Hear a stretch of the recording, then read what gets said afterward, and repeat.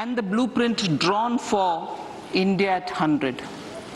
We envision a prosperous and inclusive India in which the fruits of development will reach all sections and citizens, especially our youth, women, farmers, OBCs, scheduled castes and scheduled tribes.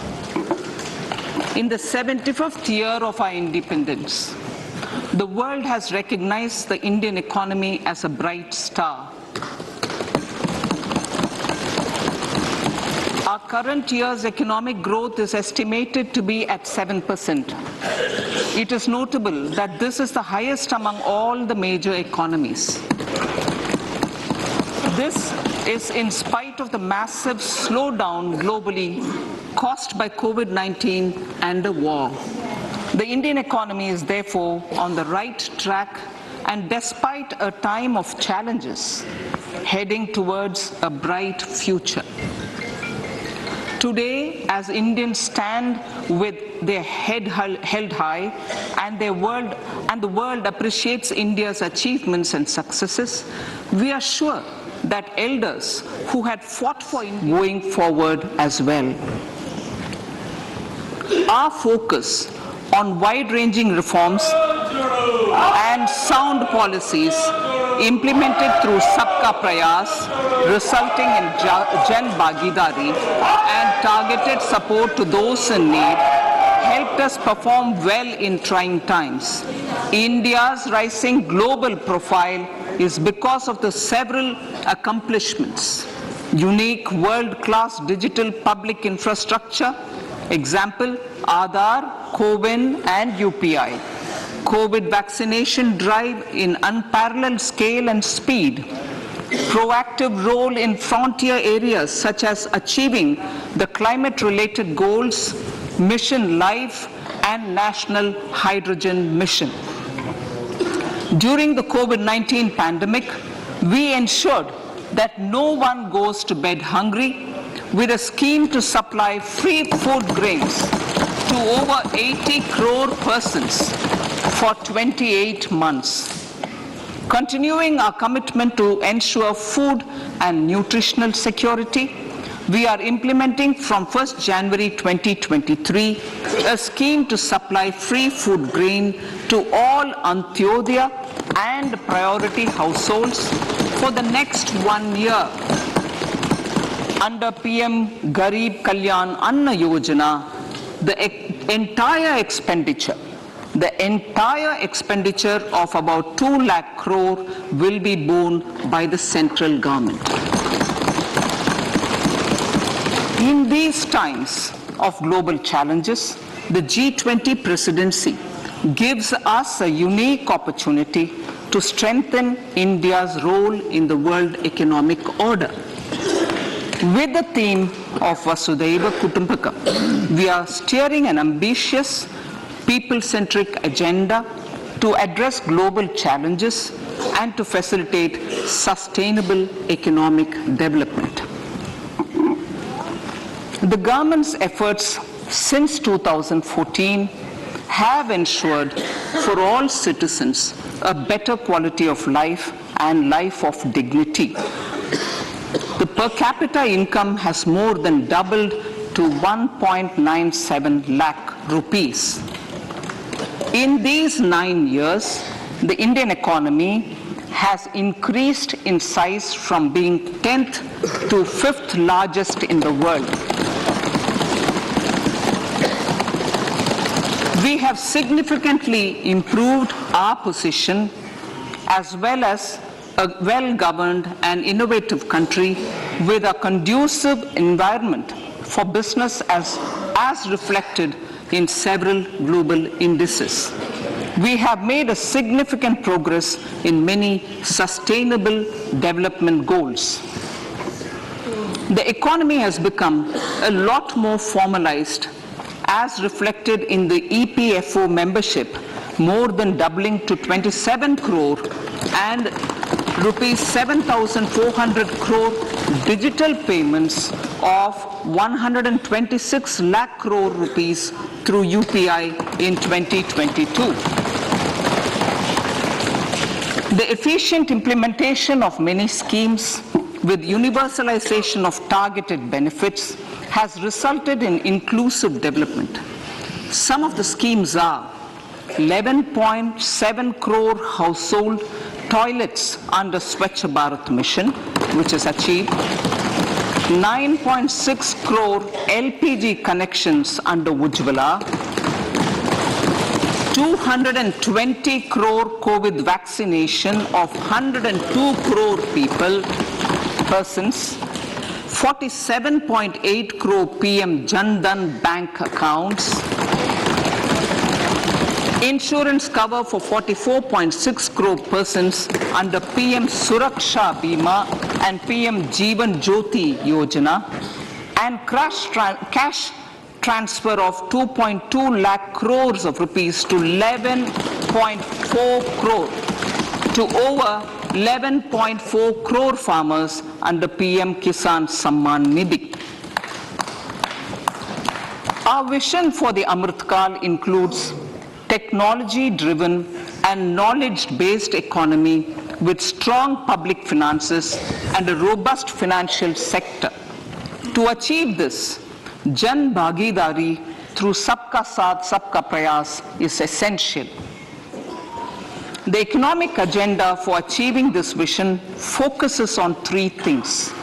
First, facilitating ample opportunities for citizens, especially the youth, to fulfill their aspirations.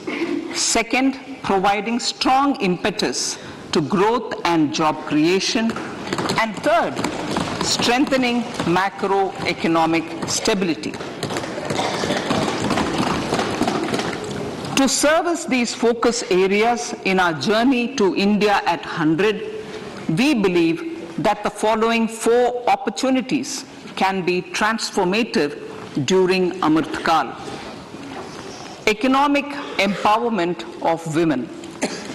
Deen Dayal Antyodaya Yojana National Rural Livelihood Mission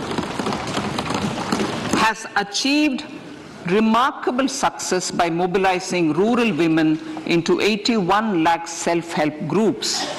We will enable these groups to reach the next stage of economic empowerment through formation of large producer enterprises or collectives, with each having several thousand members and managed professionally. They will be helped with raw materials supply and for better design, quality, branding and marketing of their products. Through supporting these policies, they will be enabled to scale up their operations to serve the large consumer markets, as has been the case with the several startups growing into unicorns. PM Vishwakarma Kaushal Samman, PM Vikas. For centuries, traditional artisans and craftspeople who work with their hands using tools have brought renown for India. They are generally referred to as Vishwakarma. The art and the handicraft created by them represents the true spirit of Atmanirbhar Bharat. For the first time, a package of assistance for them has been conceptualized. The new scheme will enable them to improve the quality, scale, and reach of their products, integrating them with the MSME value chain. The components of this scheme will include not only financial support, but also access to advanced skill training, knowledge of modern digital techniques, and efficient green technologies, brand promotion, linkage with local and global markets, digital payments, and social security. This will greatly benefit the scheduled castes, scheduled tribes, OBCs, women, and people belonging to the weaker sections. Tourism. The country offers immense attraction for domestic as well as foreign tourists. There is a large potential to be tapped in tourism. The sector holds huge opportunities for jobs and entrepreneurship for youth in particular. Promotion of tourism will be taken up on mission mode with active participation of states, convergence of government programs, and public-private partnerships. Green growth. We are implementing many programs for green fuel, green energy, green farming, green mobility, green buildings, and green equipment, and policies for efficient use of energy across various economic sectors. These green growth efforts help in reducing carbon intensity of the economy and provides for large-scale green job opportunities.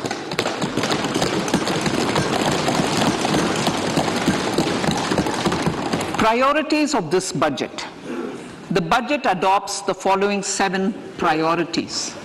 They complement each other and act as the Saptarishi guiding us through the Amritkal.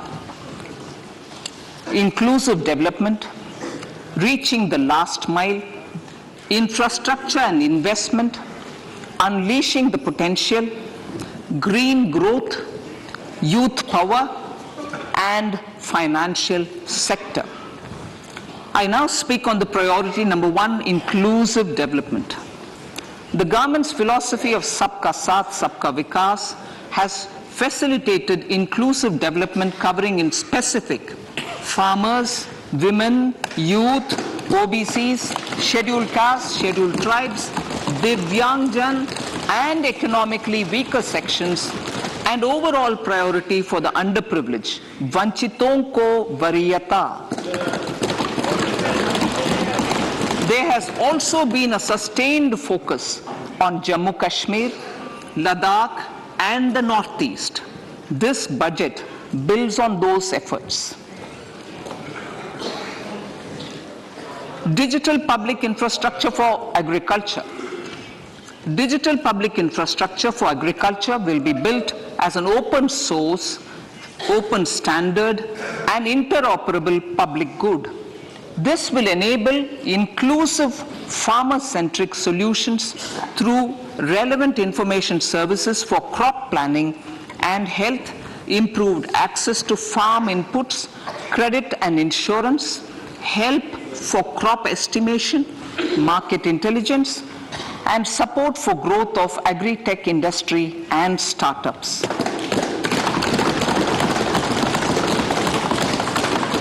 An agriculture accelerator fund. An agriculture accelerator fund will be set up to encourage agri-startups by young entrepreneurs in rural areas. The fund will aim at bringing innovative and affordable solutions for challenges faced by farmers. It will also bring in modern technologies to transform agricultural practices, increase productivity and profitability. To enhance the productivity of extra long staple cotton, we will adopt a cluster-based and value chain approach through public-private partnerships. This will mean collaboration between farmers, state, and industry for input supplies, extension services, and market linkages. We will launch an Atmanirbhar Clean Plant program to boost availability of disease-free, quality planting material for high-value horticultural crops at an outlay of 2,200 crores. Global hub for millets, which are Sri Anna. India is the forefront. India is at the forefront of popularizing millets, whose consumption furthers nutrition, food security, and welfare of farmers, said the Honourable Prime Minister. We are the largest producer and second largest exporter of Sri Anna in the world. We grow several types of Sri Anna, such as Sri Anna Jowar, Sri Anna Ragi, Sri Anna Bajra, Sri Anna Kutu, Ramdana, Kangni, Kutni, Kutki, Kodo, China, and Sama.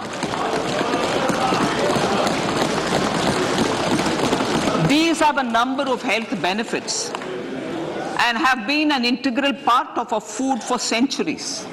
I acknowledge with pride the huge service done by small farmers in contributing to the health of fellow citizens by growing these Sri Anna. Now, to make India a global hub for Sri Anna, the Indian Institute of Millet Research, ideally Indian Institute of the Sri Anna Research, Hyderabad, will be supported as the center of excellence for sharing best practices, research, and technologies at the international level. The agricultural credit target will be increased to 20 lakh crores with focus on animal husbandry, dairy, and fisheries. We will launch a new sub-scheme of PM Matsya Sampada Yojana, which is an existing scheme, but we'll launch a new sub-scheme with targeted investment of 6,000 crores to further enable activities of fishermen, fish vendors, and micro and small entrepreneurs, improve value chain efficiencies, and expand the market. For farmers, especially small and marginal farmers and other marginalized sections, the government is promoting cooperative-based economic development model. A new Ministry of Cooperation was formed with a mandate to realize the vision of Sahakar Se Samriddhi.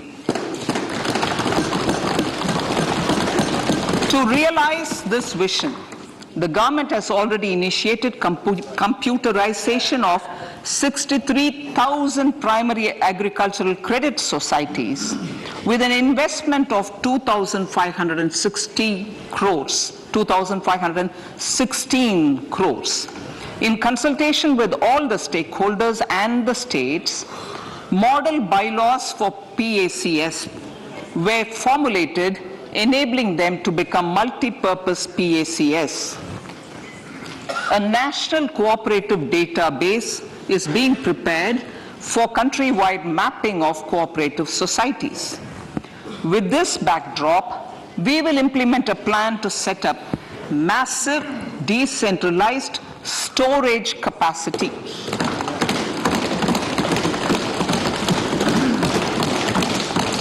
This will help farmers store their produce and realize remunerative prices through sale at appropriate times.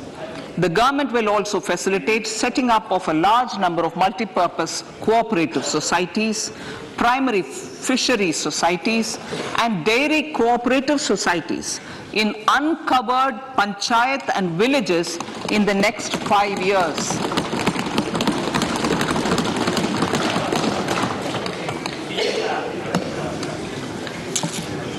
Health, education, and skilling. 157 new nursing colleges will be established in co-location with the existing 157 medical colleges established since 2014. A mission to eliminate sickle cell anemia by 2047 will be launched. It will entail awareness creation, universal screening of 7 crore people in the age group of 0 to 40 years in affected tribal areas, and counseling through collaborative efforts of central ministries and state governments. Facilities in select ICMR labs, Indian Council for Medical Research Labs, will be made available for research by public and private medical college faculty and private sector R&D teams for encouraging collaborative research and innovation. A new pharma program, a new program to promote research and innovation in pharmaceuticals will be taken up through centers of excellence. We shall also encourage industry to invest in research and development in specific priority areas. Dedicated multidisciplinary courses for medical devices will be supported in existing institutions to ensure availability of skilled manpower for futuristic medical technologies, high-end manufacturing, and research. Teachers' training. Teachers' training will be re-envisioned through innovative pedagogy, curriculum transaction, continuous professional development, dipstick surveys, and ICT implementation. The District Institute of Education and Training will be developed as vibrant institutes of excellence for this purpose.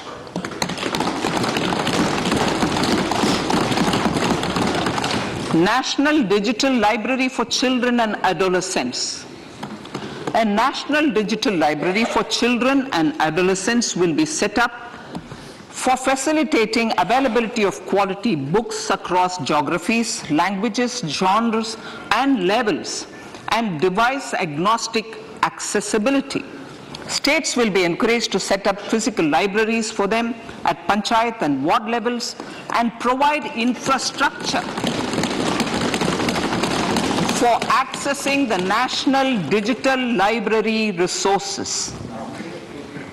Additionally, to build a culture of reading and to make up for pandemic time learning loss, the National Book Trust, the Children's Book Trust, and other sources will be encouraged to provide and replenish non-curricular titles in regional languages and in English to these physical libraries. Collaboration with NGOs that work in literacy will also be a part of this initiative to inculcate financial literacy. Financial sector regulators and organizations will be encouraged to provide age-appropriate reading material to these libraries. I move to priority 2, reaching the last mile. Prime Minister Vajpayee's government had formed the Ministry of Tribal Affairs and the Department of Development of Northeast Region to provide a sharper focus to the objective of reaching the last mile. Our government has formed the Ministries of Ayush, Fisheries, Animal Husbandry and Dairying, Skill Development, Jal Shakti and Cooperation. Building on the success of the Aspirational Districts program, the government has recently launched the Aspirational Blocks program covering 500 blocks for saturation of essential government services across multiple domains such as health, nutrition, education, agriculture, water resources, financial inclusion, skill development, and basic infrastructure. Manya Speaker, Sir, Pradhan Mantri PBTG, which is Primitive Vulnerable Tribal Groups Development Mission, is being launched. To improve socio-economic conditions of the particularly vulnerable tribal groups, the PBTGs as we refer them to, Pradhan Mantri PBTG Development Mission will be launched. This will saturate PBTG families and habitations with basic facilities such as safe housing, clean drinking water and sanitation, improved access to education, health, nutrition, road and telecom connectivity, and sustainable livelihood opportunities. An amount of 15,000 crores will be made available to implement the mission in the next 3 years under the Development Action Plan for the Scheduled Tribes. Ekalavya Model Residential Schools. In the next 3 years, Center will recruit 38,800 teachers and support staff for the 740 Ekalavya Model Residential Schools, which is serving 3.5 lakh tribal students.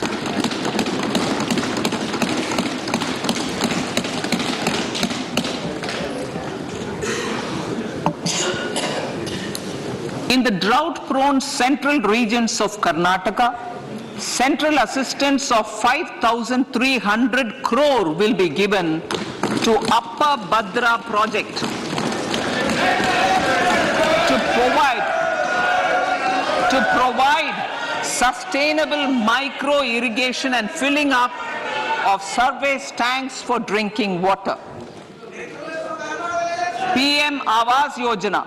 The outlay for PM Awas Yojana is being enhanced by 66% to over 79,000 crores. Bharat Shared Repository of Inscriptions will be set up in a digital epigraphy museum with digitization of 1 lakh ancient inscriptions in the first stage. Support for poor prisoners. For poor persons who are in prisons and unable to afford the penalty or the bail amount, required financial support will be provided. Priority number 3, infrastructure and investment. Investments in infrastructure and productive capacity have a large multiplier impact on growth and employment. After the subdued period of the pandemic, private investments are growing again. The budget takes the lead once again to ramp up the virtuous cycle of investment and job creation. Honourable Speaker, sir, the capital investment outlay is being increased steeply for the 3rd year in a row by 33% to 10 lakh crores, which would be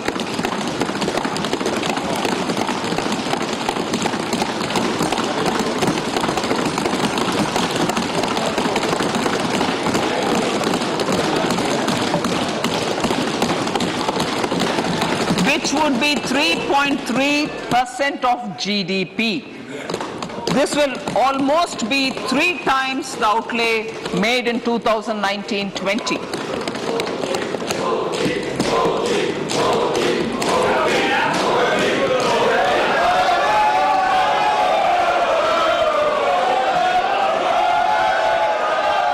This substantial increase in recent years is central to the government's efforts to enhance growth potential and job creation, crowd in private investments, and provide a cushion against global headwinds. The direct capital investment by the Centre is complemented by the provision made for creation of capital assets through grants and aids to state. The effective capital expenditure of the Centre is budgeted at 13.7 lakh crore rupees, which will be 4.5% of GDP.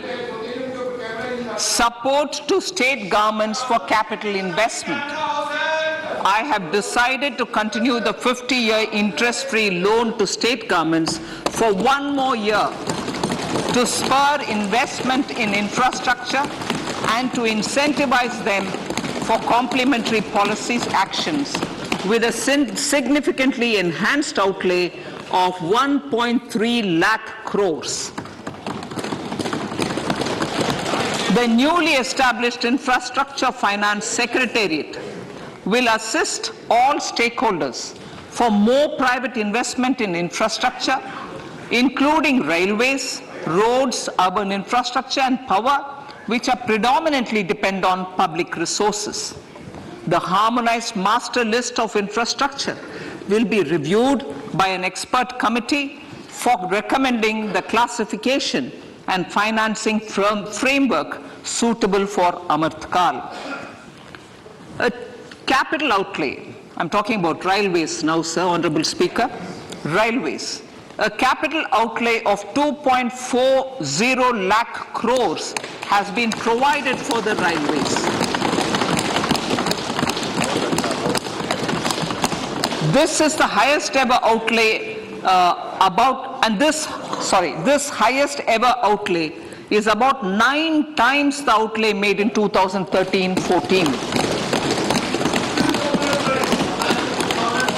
100 critical transport infrastructure projects for last and first mile connectivity for ports, coal, steel, fertilizer and food grain sectors have been identified. They will be taken up on priority with investment of 75,000 crores, including 15,000 crore from private sources. 50 additional airports, heliports, water aerodromes, and advanced landing grounds will be revived for improving regional air connectivity.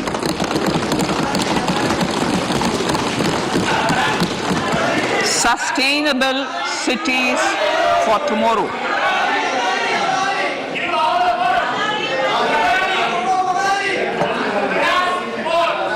States and cities will be encouraged to undertake urban planning reforms and actions to transform our cities into sustainable cities of tomorrow. This means efficient use of land resources, adequate resources for urban infrastructure, transit-oriented development, enhanced availability and affordability of urban land and opportunities for all. Through property tax governance reforms and ring-fencing user charges on urban infrastructure, cities will be incentivized to improve their creditworthiness for municipal bonds. Like the RIDF, an urban infrastructure development fund will be established through use of priority sector lending shortfall. This will be managed by the National Housing Bank and will be used by public agencies to create urban infrastructure in Tier 2 and Tier 3 cities. States will be encouraged to leverage resources from the grants of the 15th Finance Commission as well as existing schemes to adopt appropriate user charges while accessing the UIDF. We expect to make available 10,000 crore rupees per annum for this purpose. All cities and towns will be enabled for 100% mechanical desludging of septic tanks and sewers to transition from manhole to machine hole mode.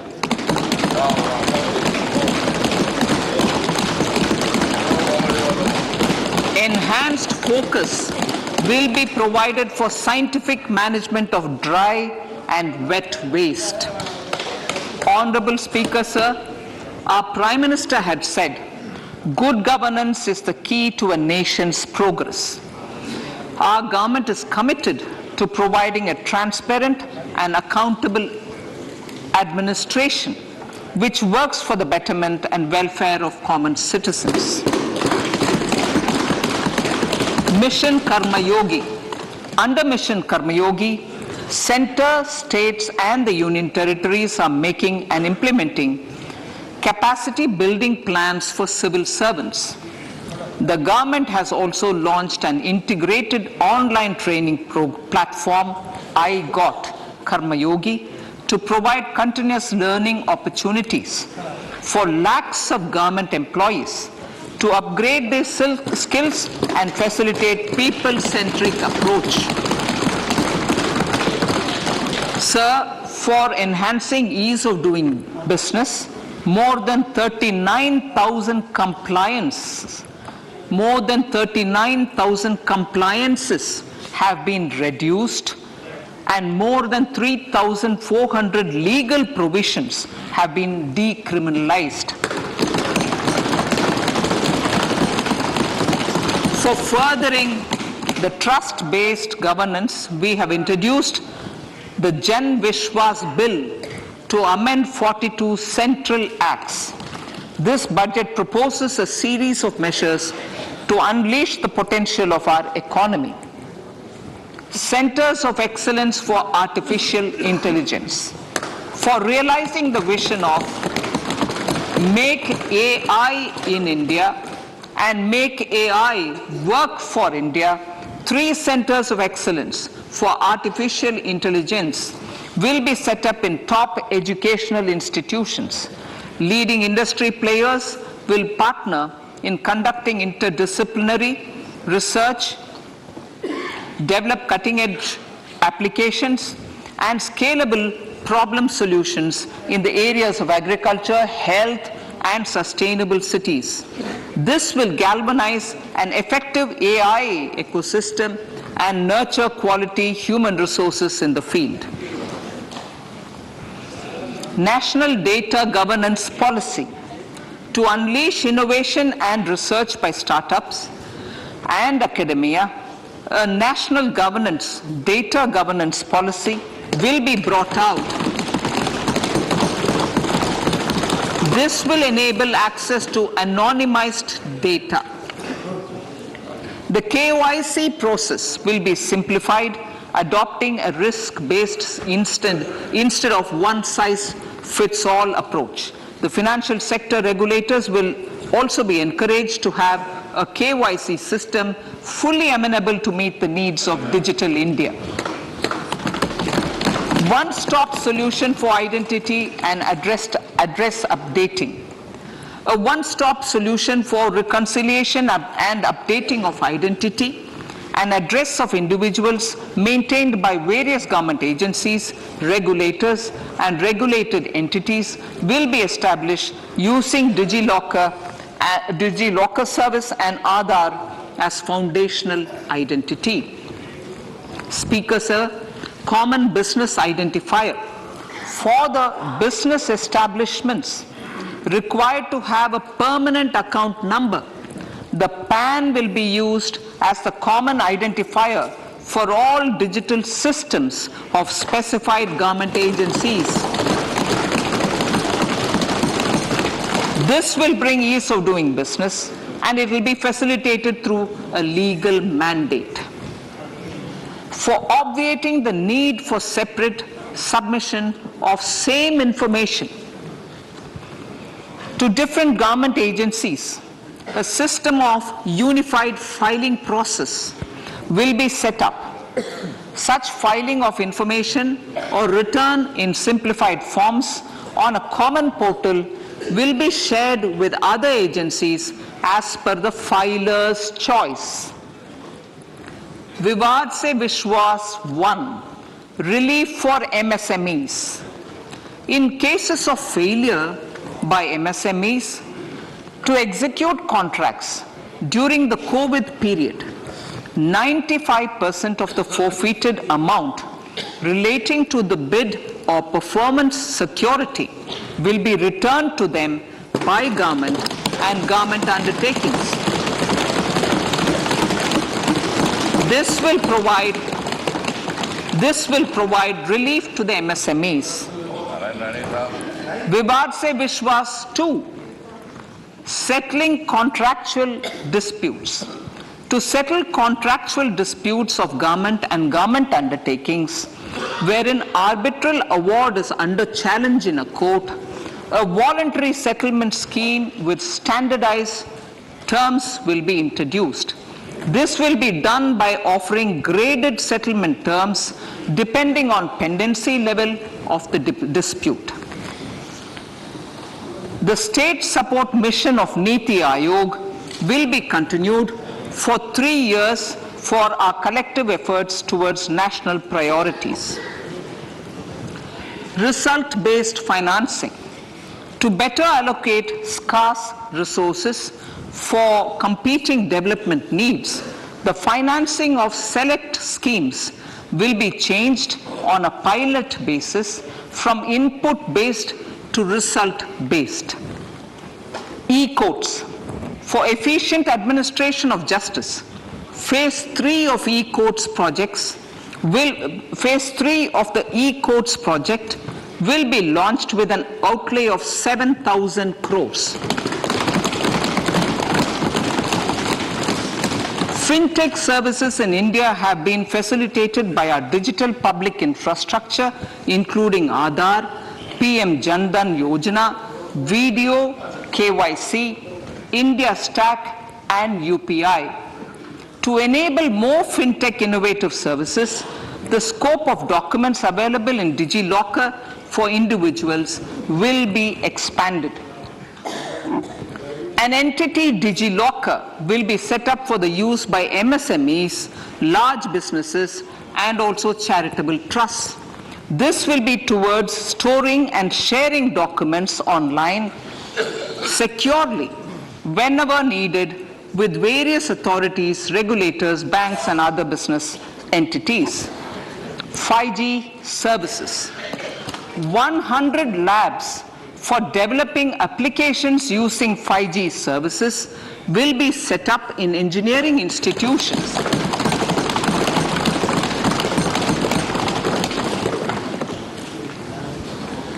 To realize a new range of opportunities, business models, and employment potential, the labs will cover, among others, applications such as smart classrooms, precision farming, intelligent transport systems, and healthcare applications.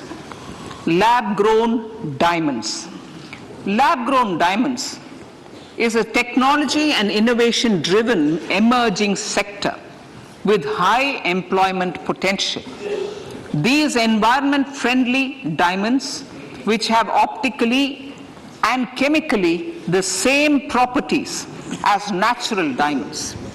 To encourage indigenous production of LGD, lab-grown diamond seeds and machines, and to reduce import dependency, a research and development grant will be provided to one of the IITs for 5 years. To reduce the cost of production, a proposal to review the custom duty on LGD seeds will be indicated in Part B of the speech. I come to the fifth priority, Honourable Speaker, sir, green growth. Honourable Prime Minister has given a vision for life or lifestyle for environment to spur a movement of environmentally conscious lifestyle. India is moving forward firmly for the Panchamrit, the net zero carbon emission by 2070 to usher in green industrial and economic transition. This budget builds on our focus on green growth. The recently launched National Green Hydrogen Mission, with an outlay of 19,700 crores, will facilitate transition of the economy to low carbon intensity, reduce dependence on fossil fuel imports, and make the country assume technology and market leadership in this sunrise sector. Our target is to reach an annual production of 5 MMT by 2030. Energy transition. This budget provides for 35,000 crores for priority capital investment towards energy transition and net zero objectives and energy security by Ministry of Petroleum and Natural Gas. To steer the economy on sustainable development path, battery energy storage systems with capacity of 4,000 MWH will be supported with viability gap funding. A detailed framework for pumped storage projects will also be formulated. Renewable energy evacuation. The interstate transmission system for evacuation and grid integration of 13 gigawatt renewable energy from Ladakh will be constructed with investment of 20,700 crore, including central support of 8,300 crores. Green credit program. For encouraging behavioral change, a green credit program will be notified under the Environment Protection Act. This will incentivize environmentally sustainable and responsive actions by companies, individuals, and local bodies, and help mobilize additional resources for such activities. PM Program for Restoration, Awareness, Nourishment and Amelioration of Mother Earth, PM Pranam, will be launched to incentivize states and union territories to promote alternative fertilizers and balanced use of chemical fertilizers. Go Bardhan Scheme, 500 new waste to wealth plants under Go Bardhan, galvanizing organic bio-agro resources done. Go Bardhan scheme will be established for promoting circular economy.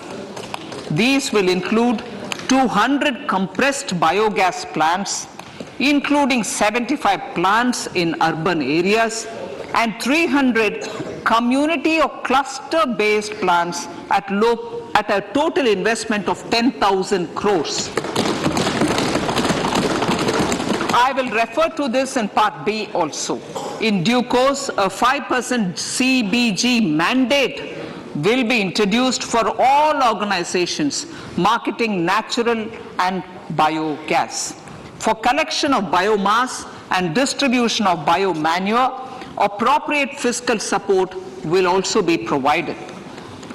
Bharatiya Prakritik Kheti Bio Input Resource Centers. Over the next 3 years, we will facilitate 1 crore farmers to adopt natural farming. For this, Honourable Speaker, 10,000 bio input resource centers will be set up, creating a national level distributed micro fertilizer and pesticide manufacturing network. Mishti.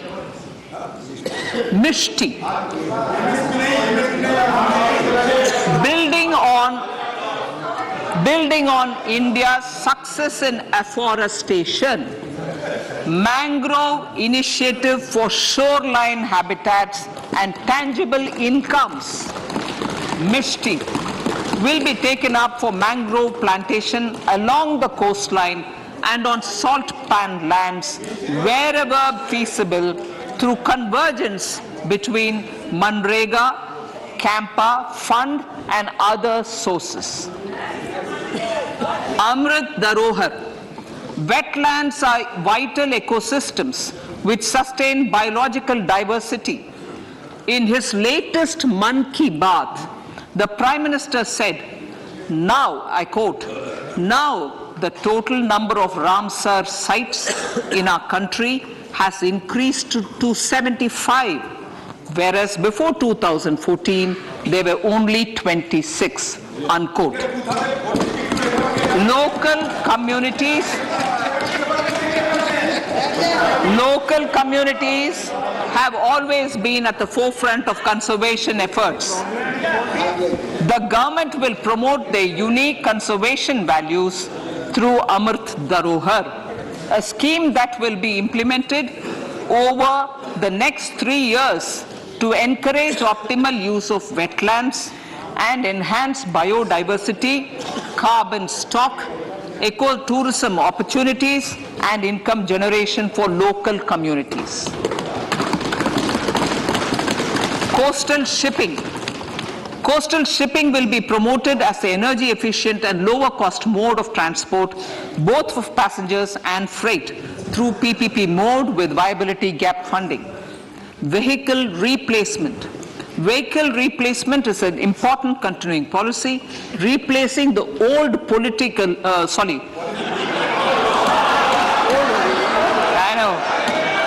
replacing, absolutely, thank you. Replacing old polluting vehicles. May be applicable, right? Replacing old polluting vehicles is an important part of greening our economy. In furtherance of the vehicle scrapping policy mentioned in Budget 21-22, I have allocated adequate funds to scrap old vehicles of the central government. States will also be supported in replacing old vehicles and old state ambulances. Honourable Speaker, sir, I move to priority 6, youth power. To empower our youth and help the Amrit PD realize their dreams, we have formulated the National Education Policy, which is very wide in its scope, but one of the things is also to focus on skilling, adopted economic policies that facilitate job creation at scale and have supported business opportunities. Pradhan Mantri Kaushal Vikas Yojana. Pradhan Mantri Kaushal Vikas Yojana 4.0 will be launched to skill lakhs of youth within the next 3 years. On-job training, industry partnership, and alignment of courses with needs of industry will be emphasized. The scheme will also cover new age courses for Industry 4.0 like coding, AI, robotics, mechatronics, IoT, 3D printing, drones, and other soft skills.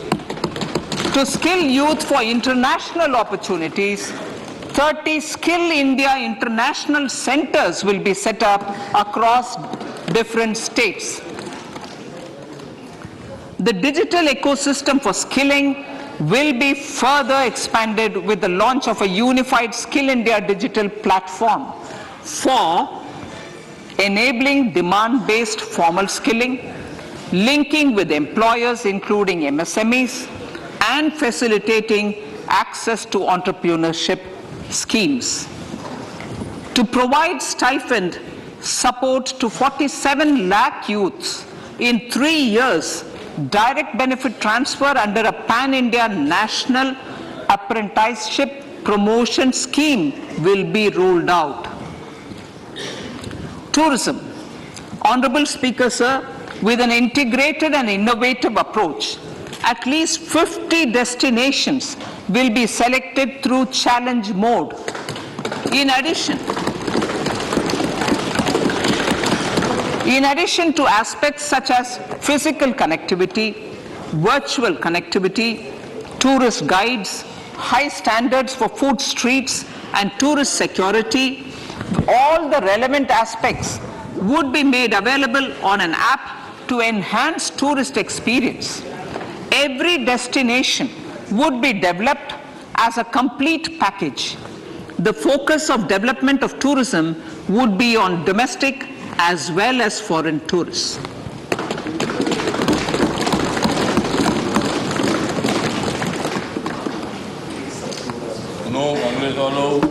Sector-specific skilling and entrepreneurship development will be dovetailed to achieve the objectives of Dekho Apna Desh initiative.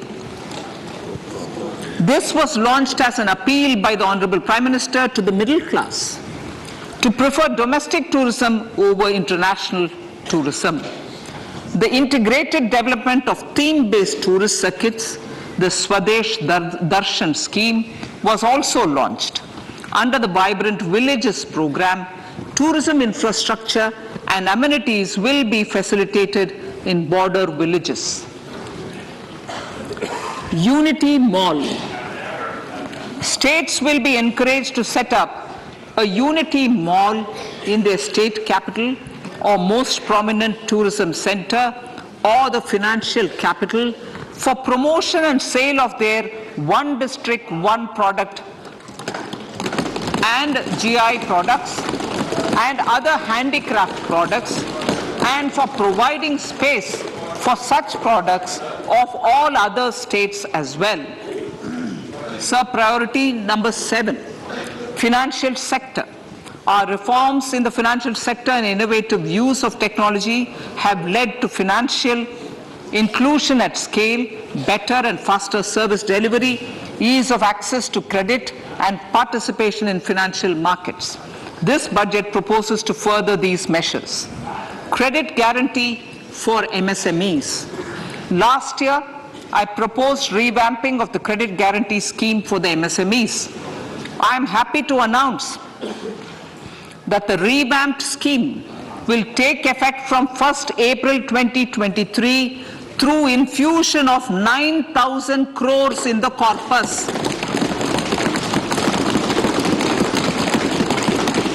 This will enable additional collateral-free guaranteed credit of 2 lakh crores of rupees. Further, the cost of credit will be reduced by about 1%. A national financial information registry will be set up to serve as a central repository of financial and ancillary information. This will facilitate efficient flow of credit, promote financial inclusion, and foster financial stability. A new legislative framework will govern this credit public infrastructure and will be designed in consultation with the RBI. To meet the needs of Amritkal and to facilitate optimum regulation in the financial sector, public consultation, as necessary and feasible, will be brought to the process of regulation making and issuing subsidiary directions. To simplify, to ease, and to reduce cost of compliance, financial sector regulators will be requested to carry out a comprehensive review of existing regulations. For this, they will consider suggestions from public and regulated entities. Time limits to decide the application under various regulations will also be laid down. Honourable Speaker, sir, to enhance business activities in GIFT IFSC, the following measures will be taken. Delegating powers under the SEZ Act to the IFSCA to avoid dual regulation. Setting up a single window IT system for registration and approval of IFSCA, SEZ authorities, GSTN, RBI, SEBI, and IRDAI. Permitting acquisition financing by IFSC banking units of foreign banks. Establishing a subsidiary of Exim Bank for trade refinancing. Amending IFSCA Act for statutory provisions for arbitration, ancillary services, and avoiding dual regulation under the SEZ Act, and recognizing offshore derivative instruments as valid contracts. Honourable Speaker, sir, data embassy. For countries looking for digital continuity solutions, we will facilitate setting up of their data embassies in GIFT IFSC.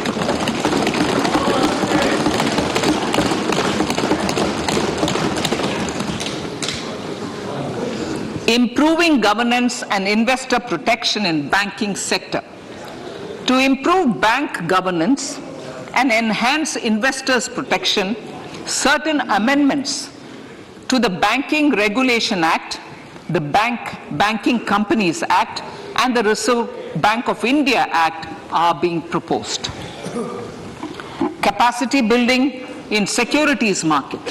Honourable Speaker, sir, to build capacity of functionaries and professionals in the securities market, SEBI will be empowered to develop, regulate, maintain, and enforce norms and standards for education in the National Institute of Securities Markets and to recognize award of degrees, diplomas, and certificates. A central processing center will be set up for faster response to companies through centralized handling of various forms filed with field officers under the Companies Act. Reclaiming of shares and dividends. For investors to reclaim unclaimed shares and unpaid dividends from the Investor Education and Protection Fund Authority with ease, from the Investor Education and Protection Fund Authority with ease, an integrated IT portal will be established. Digital payments continue to find wide acceptance. In 2022, they show an increase of 76% in transaction and 91% in value. Fiscal support for this digital public infrastructure will continue in 2023-2024.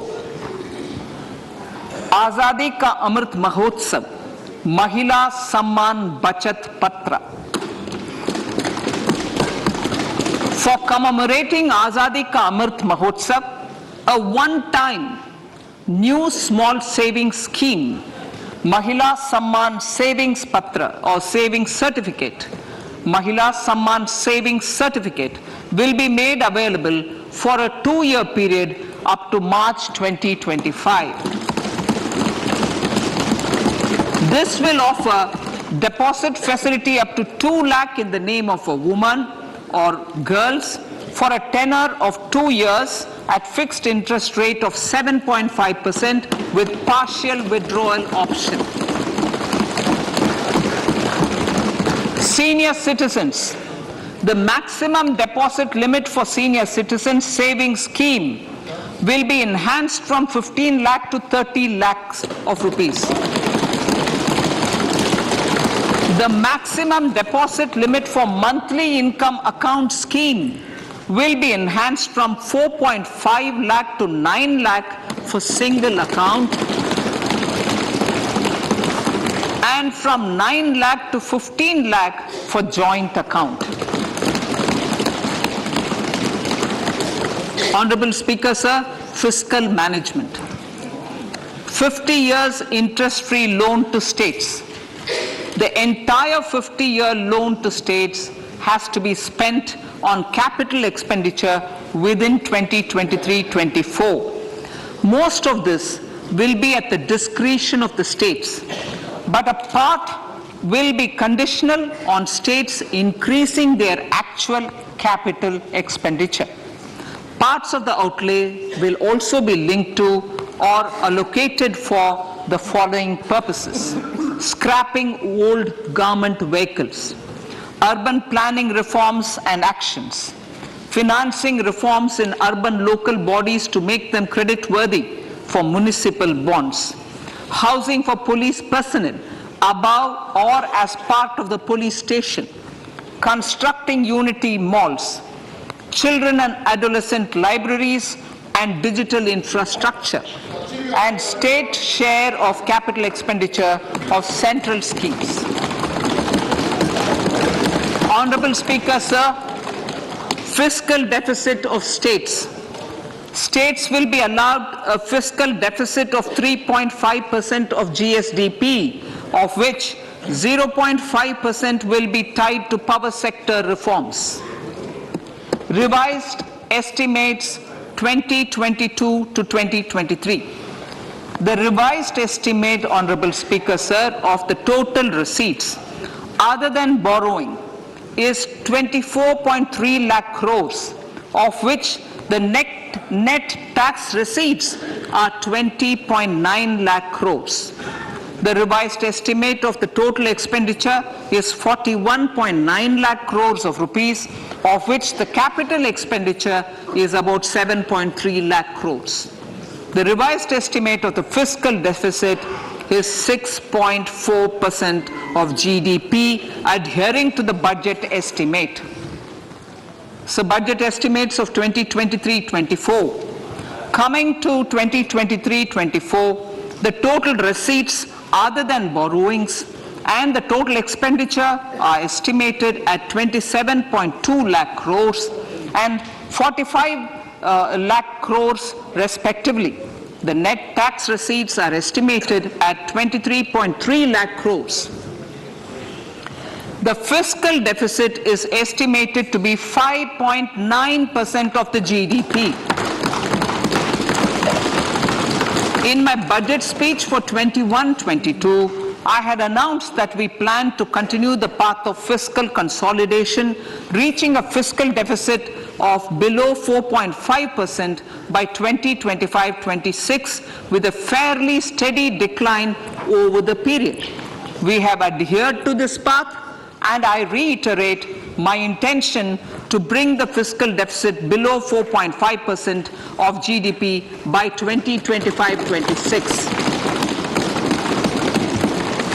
To finance the fiscal deficit in 2023-24, the net market borrowings from dated securities are estimated at 11.8 lakh crores. The balance financing is expected to come from small savings and other sources. The gross market borrowings are estimated at 15.43 lakh crores of rupees. Honourable Speaker, sir, I now move to Part B.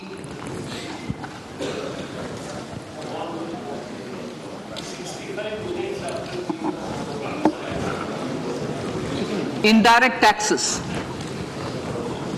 My indirect tax proposals will aim to promote exports, boost domestic manufacturing, enhance domestic value addition, encourage green energy and mobility. A simplified tax structure with fewer tax rates helps in reducing compliance burden and improving tax administration. I propose to reduce the number of basic customs duty rates on goods other than textiles and agriculture from 21 to 13. As a result, there are minor changes in the basic custom duties, cesses and surcharges on some items including toys, bicycle, automobiles and naphtha. Green mobility. To avoid cascading of taxes on blended compressed natural gas, I propose to exempt excise duty on GST paid compressed biogas contained in it. To further provide impetus to green mobility, customs duty exemptions is being extended to import of capital goods and machinery required for manufacture of lithium-ion cells for batteries used in electrical vehicles as well. Electronics. As a result of various initiatives of the government, including phased manufacturing program, mobile phone production in India has increased from 5.8 crore units valued at about 18,900 crore in 2014-15 to 31 crore units valued at 2,75,000 crore in the last financial year. To further deepen domestic value addition in manufacturing of mobile phones, I propose to provide relief to customs duty. I propose to provide relief in customs duty on import of certain parts and inputs like camera lens and continue the concessional duty on lithium-ion cells for batteries for another year. Similarly, to promote value addition in manufacture of televisions, I propose to reduce the basic customs duty on parts of open cells of TV panels to 2.5%. Electrical. To rectify inversion of duty structure and encourage manufacturing of electric kitchen chimneys, the basic custom duty on electric kitchen chimney is being increased from 7.5% to 15%, and that on heat coils for these is proposed to be reduced from 20% to 15%. Chemicals and petrochemicals. Denatured ethyl alcohol is used in chemical industry. I propose to exempt basic customs duty on it. This will also support the ethanol blending program and facilitate an endeavor for energy transition. Basic customs duty is also being reduced on acid-grade fluorospar from 5% to 2.5% to make the domestic fluorochemicals industry competitive.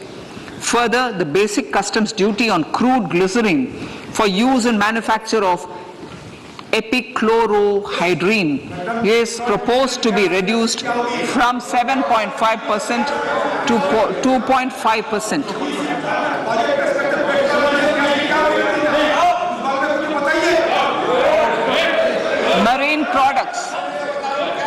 In the last financial year, marine products recorded the highest export growth, benefiting farmers in the coastal states of the country. To further enhance the export competitiveness of marine products, particularly shrimps, duty is being reduced on key inputs for domestic manufacture of shrimp feed. India is a global leader, as I said in Part A, in cutting and polishing of natural diamonds, contributing about 3/4 of the global turnover by value. With the depletion of deposits of natural diamonds, the industry is moving towards lab-grown diamonds, and it holds huge promise. To seize this opportunity, I propose to reduce the basic customs duty on seeds used in their manufacture. Custom duties on dore or doré and bars of gold and platinum were increased earlier this fiscal. I propose to increase the duties on articles made therefrom to enhance the duty differential. I also propose to increase the import duty on silver doors, bars and articles to align them with that on gold and platinum. To facilitate availability of raw materials for the steel sector, exemptions from basic custom duty on raw materials for manufacture of CRGO steel, ferrous scrap and nickel cathode is being continued. Similarly, the concessional BCD of 2.5% on copper scrap is also being continued to ensure the availability of raw materials for secondary copper producers who are mainly in the MSME sectors. Compounded rubber. The basic custom duty rate on compounded rubber is being increased from 10% to 25% or 30 kg, whichever is lower, at par with that of natural rubber other than latex, to curb circumvention of duty. Cigarettes. National calamity contingent duty on specified cigarettes was last revised 3 years ago. This is proposed to be revised upwards by about 16%. Direct taxes. I now come to my direct tax proposals. Honourable Speaker, these proposals aim to maintain continuity and stability of taxation, further simplify and rationalize various provisions to reduce the compliance burden, promote the entrepreneurial spirit, and provide tax relief to citizens. It has been constant endeavour of the Income Tax Department to improve taxpayers' services by making compliance easy and smooth. Our taxpayers portal received a maximum of 72 lakh returns in a day, processed more than 6.5 crore returns this year.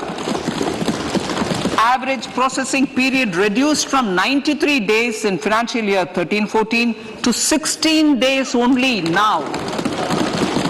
And 45% of the returns were processed within 24 hours. We intend to further improve this, roll out the next generation common IT return form for taxpayer convenience, and also plan to strengthen the grievance redressal mechanism. MSMEs and professionals. MSMEs are growth engines of our economy. Micro enterprises with turnover up to 2 crore of rupees and certain professionals with turnover of up to 50 lakh rupees can avail the benefit of presumptive taxation. I propose to provide enhanced limits of 3 crore and 75 lakh respectively to the taxpayers whose cash receipts are no more than 5%. Whose cash receipts are no more than 5%. Moreover, to support MSMEs in timely receipt of payments, I propose to allow deduction for expenditure incurred on payments made to them only when payment is actually made. Cooperation. Cooperation is a value to be cherished. In realizing our Prime Minister's goal for Sehkar Se Samriddhi and his resolve to connect the spirit of cooperation with the spirit of Amrit Kal, in addition to the measures proposed in Part A, I have a slew of proposals for the cooperation sector. First, new cooperatives that commence manufacturing activities till 2024, 31st March, shall get the benefit of a lower tax rate of 15%, as is presently available to new manufacturing companies. Secondly, I propose to provide an opportunity to sugar cooperatives to claim payments made to sugarcane farmers for the period prior to the assessment year 2016-17 as expenditure. This is expected to provide them a relief of almost 10,000 crores. Thirdly, I am providing a higher limit of 2 lakh per member for cash deposits to loans in cash by primary agricultural cooperative societies and primary cooperative agriculture and rural development banks. I repeat that. Thirdly, I am providing a higher limit of 2 lakh per member for cash deposits to and loans in cash by primary agricultural cooperative societies and primary cooperative agricultural and rural development banks. Similarly, a higher limit of 3 crore for TDS on cash withdrawal is being provided to cooperative societies. Startups.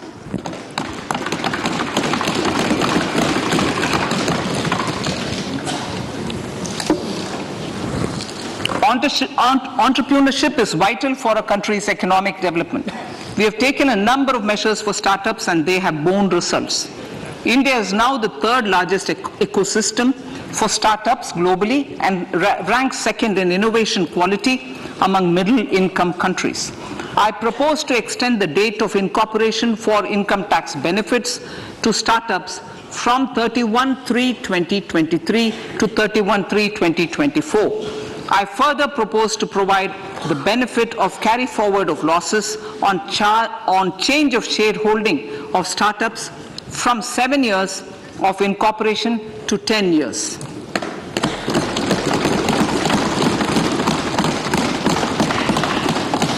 To reduce the pendency of appeals at commissioner level, I propose to deploy about 100 joint commissioners for disposal of small appeals.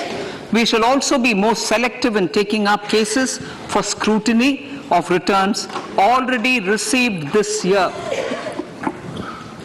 Better targeting of tax concessions. For better targeting of tax concessions and exemptions, I propose to cap deduction from capital gains on investment in residential house under Section 54 and Section 54F to 10 crores. Another proposal with similar intent is to limit income tax exemption from proceeds of insurance policies with very high value. Rationalization. Honourable Speaker, sir, there are a number of proposals relating to rationalization and simplification.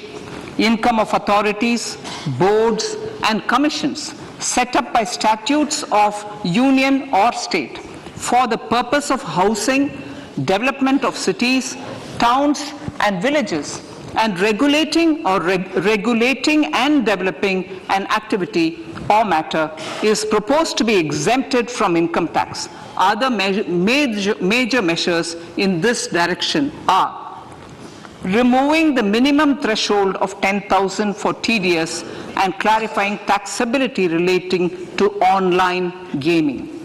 Not treating conversion of gold into electronic gold receipts and vice versa as capital gains. Reducing the TDS rate from 30% to 20% on taxable portion of EPF withdrawals in non-PAN cases and taxation on income for market-linked debentures. Other major proposals in the finance bill relate to the following: extension of period of tax benefits to funds relocating to IFSC, GIFT City till 31/3/2025, decriminalization under Section 276A of the Income Tax Act, allowing carry forward of losses on strategic disinvestment, including that of IDBI Bank, and providing EEE status to Agnivir Fund. Personal income tax.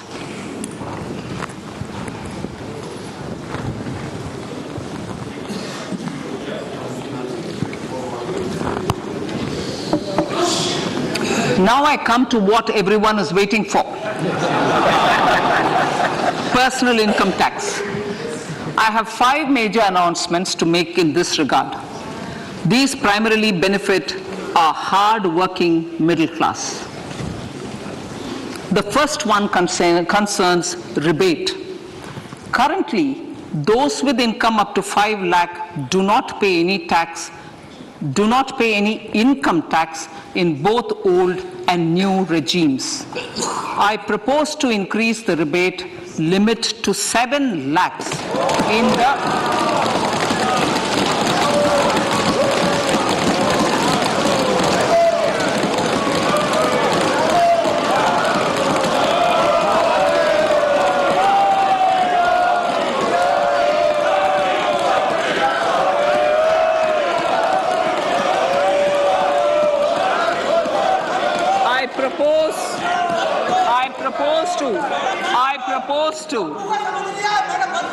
I propose to increase the rebate limit to 7 lakh in the new tax regime. Thus, persons in the new tax regime with income up to 7 lakhs will not have to pay any tax at all. The second proposal relates to middle class individuals.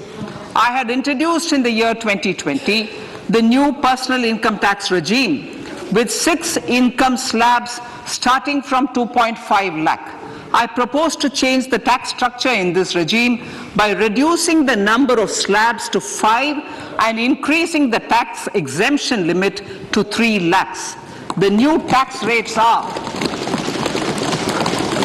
0 to 3 lakh, nil. 3 to 6 lakhs, 5%.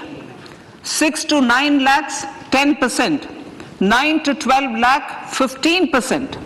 12 to 15 lakhs, 20%. And above 15 lakhs, 30%. This will provide major relief to all taxpayers in the new regime. An individual with an annual income of 9 lakhs will be required to pay only 45,000 rupees. This is only 5% of his or her income. It is a reduction of 25% on what he or she is required to pay now. That is 60,000. So in the place of 60,000, it is now only 45,000. Similarly, an individual with an income of 15 lakh rupees would be required to pay only 1.5 lakh or 10% of his income or her income, a reduction of 20% from the existing liability of 1,87,500 rupees. My third proposal is for the salaried class and the pensioners, including family pensioners, for whom I propose to extend the benefit of standard deduction to the new tax regime. Each salaried person with an income of 15.5 lakh rupees or more will thus stand to benefit by 52,500 rupees. My fourth announcement in personal income tax is regarding the highest tax rate, which in our country is 42.74%. This is among the highest in the world. I propose to reduce the highest surcharge rate from 37% to 25% in the new tax regime.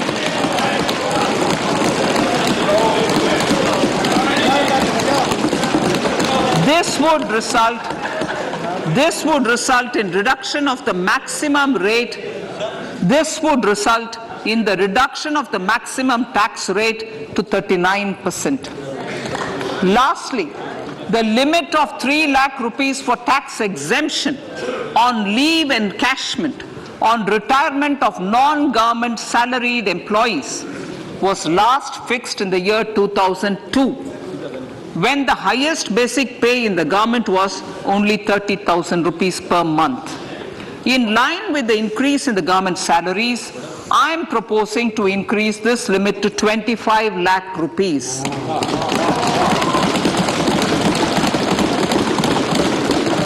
We are also making the new income tax regime as the default tax regime. However, citizens will continue to have the option to avail the benefit of the old tax regime. Apart from these, I am also making some other changes as given in the annexure. As a result of these proposals, revenue of about 38,000 crore to 37,000 crore in direct taxes and rupees 1,000 crore in indirect taxes will be foregone, while revenue of about 3,000 crore will be additionally mobilized. Thus, the total revenue foregone is about 35,000 crores annually. Honourable Speaker, sir, with these words, I commend the budget to this august House.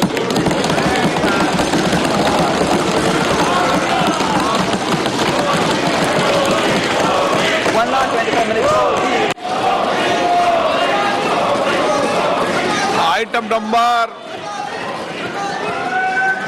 1, माननीय item number 2 Shrimati Nirmala Sitharaman ji. Sir, with your permission, I lay on the table of the following statements. Under Section 3(1) of the Fiscal Responsibility Budget Management Act 2003, 1. Medium-term fiscal policy cum fiscal policy strategy statement and macroeconomic framework statement. माननीय सदस्यगण, जैसा कि आपको समाचार भाग 2 के माध्यम से पहले ही सूचित किया जा चुका है कि माननीय वित्त मंत्री जी के बजट भाषण की प्रतियां हार्ड कॉपी के रूप में उपलब्ध कराई गई है. आप बजट भाषण की अपनी अपनी प्रति प्रकाशन पलक से ले लें. आपको ये भी सूचित किया जाता है कि माननीय मंत्री द्वारा बजट प्रस्तुत किए जाने के पश्चात उसकी प्रतियां आपको मेंबर्स पोर्टल के माध्यम से उपलब्ध करा दी जाएगी. आइटम नंबर 3, माननीय मंत्री जी, वित्त मंत्री जी. Sir, with your permission, I rise to move for leave to introduce the Finance Bill 2023. प्रश्न ये कि विधेयक को पुनर्स्थापित करने की अनुमति प्रदान की जाए. जो सदस्य इसके पक्ष में हाँ गए, जो सदस्य विरोध में ना गए, मेरे विचार में निर्णय हाँ वालों के पक्ष में माननीय मंत्री जी विधेयक को पुनर्स्थापित करें. Sir, I introduce the bill. सभा की कार्रवाई कल गुरुवार दिनांक 2 फरवरी 2023 को प्राप्त 11 बजे तक के लिए स्थगित की जाती है.